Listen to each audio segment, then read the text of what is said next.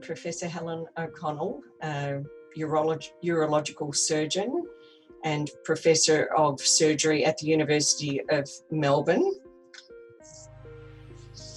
I'm Caroline de Costa, and I've been Professor of Obstetrics and Gynecology for the past 17 years at James Cook University in Cairns in Northern Australia. I am the editor of the Australian and New Zealand Journal of Obstetrics and Gynecology, also known as ANZJOG. And last year I invited Professor O'Connell to write an editorial about the clitoris based on her groundbreaking research into the anatomy and physiology of the organ. And because I'd observed over some time that the clitoris is practically never mentioned by obstetricians and gynecologists or referred to in our journals, even though it's located right in the middle of where we work. We note that the LF conference aims to bring together science and the humanities, and this seems a very appropriate place for our discussion today. Here we have a scientific conundrum, the complete neglect of a very significant part of female anatomy, and that neglect has come about for societal reasons. How can this situation be resolved? Really on the subject of the clitoris, and in particular your discovery that the full anatomy was unknown, not only to the general public, but to doctors. Yeah, so there I am studying for my surgical exams, and I can see this deficiency that I alluded to earlier.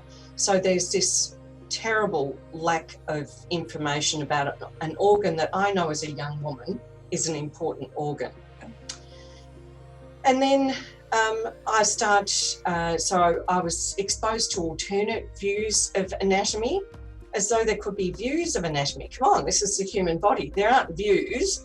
It really is the way it is or not. You know, facts.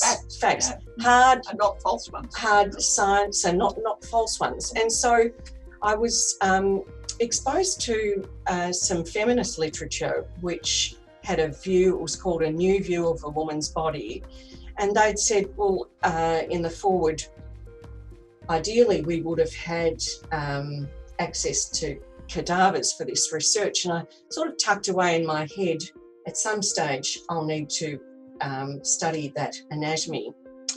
But then as a young urology trainee, a surgeon in the making, it was clear that we were learning how to remove the prostate in such a way that we would preserve the male nerves very carefully.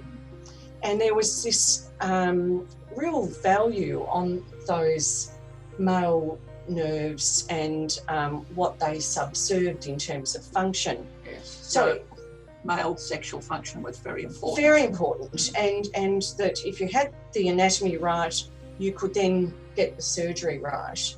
And so it did make me wonder whether similar work had been done in women. I did then set up a doctoral program with Professor John Hudson, looking specifically in the first instance at the nerves.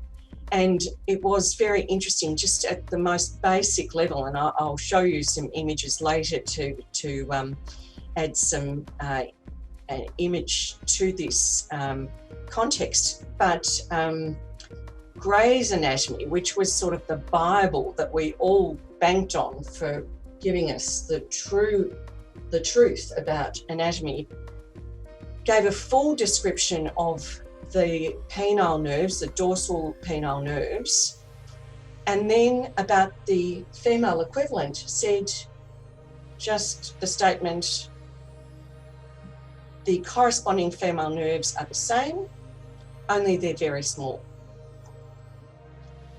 And actually, so there was a sort of hierarchy, yes.